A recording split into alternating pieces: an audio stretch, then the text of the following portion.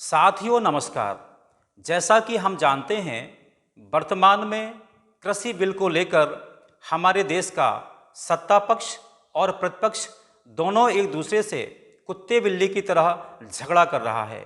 उनका यह झगड़ा संसद से लेकर सड़कों तक जारी है और यह दोनों के दोनों यह प्रयास कर रहे हैं कि जनता के वे सर्वाधिक हितैषी हैं, जबकि दोनों के दोनों अपना स्वार्थ सिद्ध करने में लगे हैं। यह बात मैं इसलिए कह रहा हूं कि कल मैंने एक वीडियो देखा जिसे आज की बात रजत शर्मा के साथ वाले कार्यक्रम में प्रसारित किया गया। यह वीडियो मनमोहन सिंह सरकार के तत्कालीन कानून मंत्री श्री कपिल सिब्बल जी का है।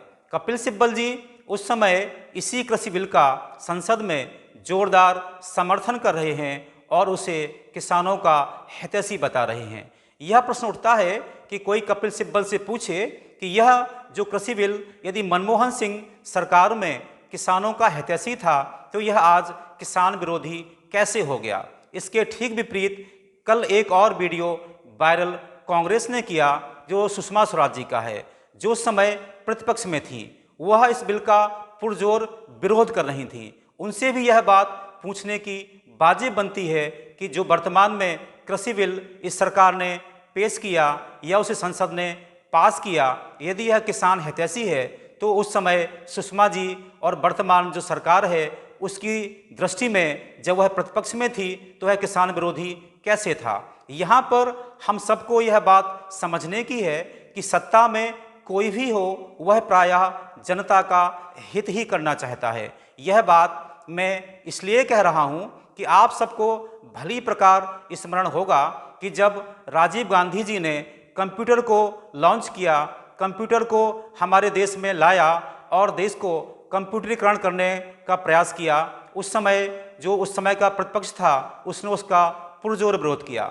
ठीक इसी तरह जब नरसिंह राव जी ने उदारीकरण का इस देश में आगाज किया तो उस समय भी इसका विरोध किया गया था, जबकि जो आज जो पक्ष सत्ता पक्ष है वह उस समय विपक्ष में था, इन दोनों बातों का विरोध कर रहा था। किंतु सत्ता पक्ष में आते ही आज हर जगह कंप्यूटरीकरण किया जा रहा है और हर क्षेत्र में उदारीकरण या वैश्वीकरण किया जा रहा है। इसीलिए हमें यह बात समझना है कि सत्ता में जो भी आता है वह प्रायः जनता का हित करना चाहता है। इसीलिए वर्तमान में मैं किसानों और जनता से यह प्रार्थना करना चाहता हूं कि वह इनकी चालबाजी को समझे और यह समझकर तय करे कि उसके हित में क्या है।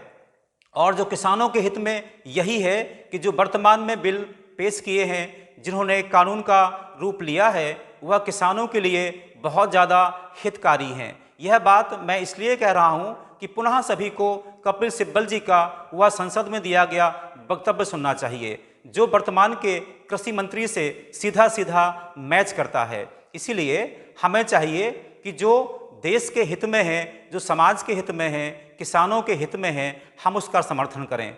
बहुत अधिक प्रतिपक्ष के बरगलाने में ना आएँ, चूँकि इनका तो यह स्वभाव है, यह अपना वोट बैंक तैयार करने के लिए कुछ भी कर सकते हैं, किसी हद तक जा सकते हैं। इसीलिए हमें चाहिए कि हम उनका समर्थन करें जो देश का समर्थन कर रहे हैं, जो देश का हित कर रहे हैं, किसानों का हित कर रहे हैं, मजदूरों का हित कर रहे हैं।